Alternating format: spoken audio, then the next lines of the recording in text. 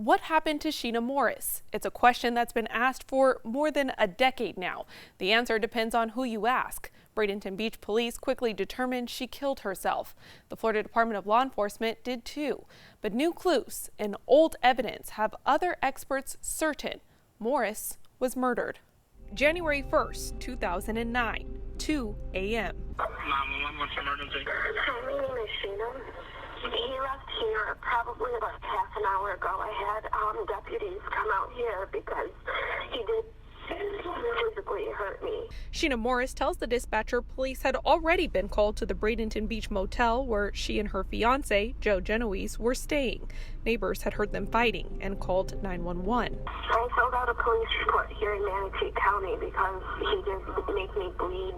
She then says she was calling police again to tell them Genoese had taken her entire purse and was now claiming he was on his way to trash her home. Now he's like, I'm going to go to your house and ruin your house. You ruined my life. 2 p.m. Sheena Morris was found dead, hanging in the motel bathroom. Genoese says he left in the middle of the night to care for his daughter. No, you left in the middle of the night because you murdered my daughter. Even in the crime scene photos,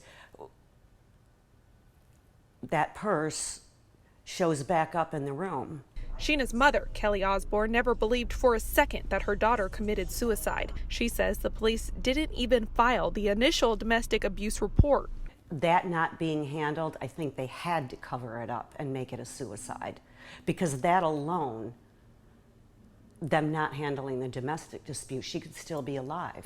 Numerous other crime scene investigators and experts have looked at this case, including certified senior crime scene analyst Jan Johnson. She pored over the same photos everyone else did, but this time she noticed something different. She had to have been in the chair, positioned in the chair for a period of time for that mark to have set in as a lividity pattern. This lividity pattern that Johnson says can only happen after death. That means the blood that's settled around, so she has to be in a fixed seated position in the chair for that pattern to have, basically, it's like tattooing. When Johnson was finally able to measure the same chair that was in the motel room the night Sheena Morris died, she says it matched perfectly with those marks on Sheena's back, but it was nowhere near the bathroom where Sheena was found hanging. Is this a clear indication to you that Sheena did not commit suicide? Yes, it is. How else would we explain that there's nothing in the shower, there's nothing on her clothing, there's nothing that's consistent with that pattern except for the chair in that condo? And I'm like, oh my gosh. I just couldn't believe it. But after all this time and what Osborne calls intentional negligence by Florida law enforcement, she's lost all faith that they're even interested in justice for Sheena. You know, at first a lot of people say to you, time